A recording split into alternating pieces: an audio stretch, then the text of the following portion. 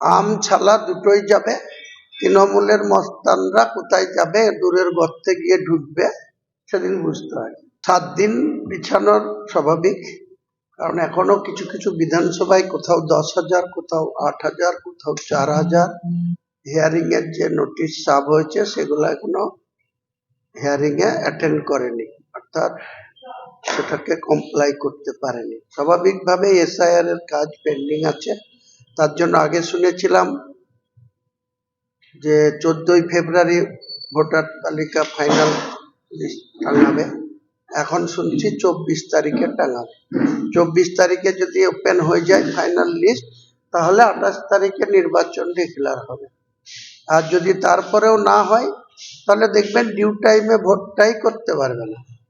5ই মে রাত্রি 12টা আসলে 350 রুল জারি হয়ে যাবে। আম ছালা দুটোই যাবে। তৃণমূলের মস্তানরা কোথায় যাবে, দূরের গর্তে গিয়ে ঢুকবে, সেদিন বুঝতে হয়।